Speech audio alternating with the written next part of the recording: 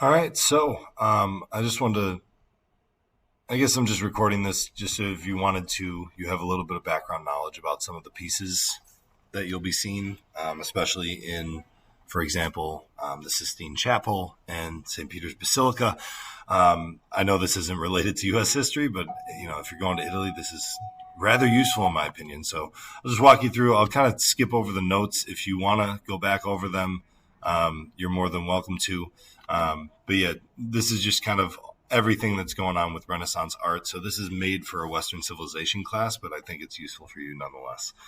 So the aesthetics of the art, it was born in Florence. It did kind of travel out as people perfected their craft and then traveled to new cities through trade, through people buying their artworks and bringing it back home. All of a sudden now people are looking around and they're like, whoa, this is really cool. So how do we actually get there? Well, if you look at art in the Middle Ages, art in the Middle Ages is very two-dimensional. And then on top of that, it's very kind of basic and unrealistic. Like if you look down in this area, those feet, like it doesn't look like they're actually standing there, right? It's almost like they're floating or they're standing on their very, very tiptoes, right? And on top of that, you can also see that they're not the same size people. The bigger person's going to be the most important. In addition, we also have Eastern art, which has a little bit of a different perspective. But again, none of this is focused on realism. It's not meant to actually depict what really, like what that actually looks like. There's no sense of perspective. If you look at the kind of top part of the buildings here, that doesn't really look like it's an actual photograph. As we move more in towards the Renaissance, that becomes kind of the trend. So as we get away from these art in the Middle Ages, we kind of see a more realistic depiction. Now, this is a really good example of the lack of realism because that's not what they were focused on. They weren't focused on making something look like it actually existed. They were focused on sending a message through their art. And so the message that you can see here, right, is that Mary is the most important figure. How do we know that? Because even though she's not the closest, look at how small these figures in the front are.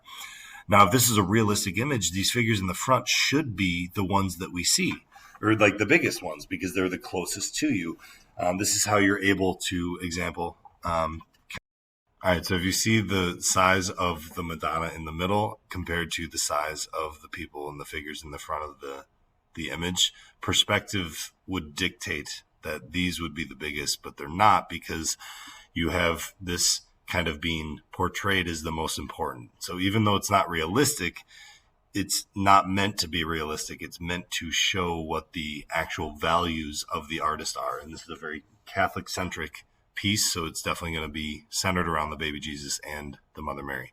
Now, if we compare that to a more Renaissance style Madonna, right, and the word Madonna just means Mother of God, like it's just referencing Mary. If you look at the Renaissance style Madonna, this is a very realistic kind of depiction. The proportions are exactly what you would expect. The building in the background, it looks like this could be a photograph. So it's a drastically different style in terms of the way that they're trying to portray it. So that the different style we call classical, and you can kind of see it in this emergence and this comeback of ancient Greek styles. So if you look at Donatello's St. Mark, there's an intentional breaking of the kind of static, what's the word I'm looking for, when it's the same on both sides? Symmetry. The static symmetry of normal statues in the Middle Ages is broken because if you look at the Greek statues here, this Greek style statue, even though it's made during the Renaissance in Italy, you can see the head slightly turned, right? The shoulders are off balance. The hands are doing different things. The feet aren't even doing aren't doing the same thing. And the knee is slightly out. There's no sort of symmetry. If I was to draw a line down the middle of this statue, the left half and the right half do not look at all the same. And in traditional statues, that's exactly what you're going for, is that kind of symmetry. So the intentional breaking of that is very characteristic of the Renaissance style of statues. So when you guys are going around Italy, if you see these statues who are kind of portrayed in these very military uniforms, especially, they're kind of portraying the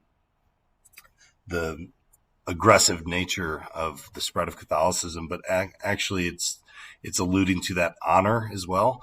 But the way that they make these statues is really interesting. So that classical style kind of makes a comeback during the Renaissance. And then we also see this emphasis on humanism. This is what we were talking about, Olivia, the other day, where we were talking about the Michelangelo's Pietà. If you just start with that simple block of stone here, and then all of a sudden an artist by the name of Michelangelo takes that block of stone and turns it into this incredibly expressive statue. It's kind of almost jaw-droppingly amazing to consider what they're actually able to do. So we look at the Pietà. Right, the Pietà, it means the sorrow, and what it's referencing specifically is the sorrow of Mary, not the sorrow of Jesus. If you actually look at Jesus' face, he's slightly smiling, right, because he went through the suffering, he did what he was supposed to do, and again, this is a theological representation of the story of the Bible. So Michelangelo was always interested in what is the human aspect of it. How would you experience this if you were a true person going through this? And so he's really, it seems like the emphasis seems to be on Jesus because he's at the forefront and he's kind of openly laid bare here. But really the emphasis is on Mary.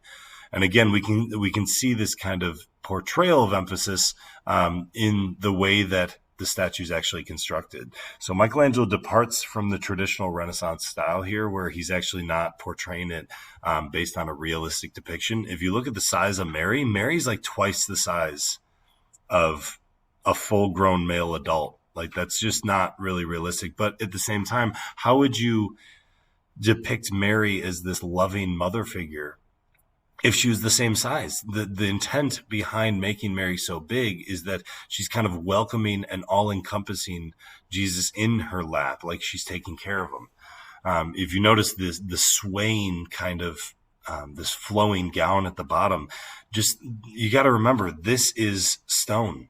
Somebody took a block of stone and made it look as if it was actual flowing cloth. That's just unbelievably impressive in terms of technique and skill. But on top of that, the reason he chooses to hide the legs is if you were to show these actual size of these legs, you would know that Mary's far bigger in terms of physical appearance and physical stature than Jesus. And that's not the goal. The goal is to just kind of take it in as a whole. So Michelangelo gets a little bit different in terms of not being as realistic, but the details are. If you look at the way that the bicep rolls over the fingers here, there's a lot of detail that adds to this kind of element of humanism. You can even see it more in this image because it's a little bit clearer.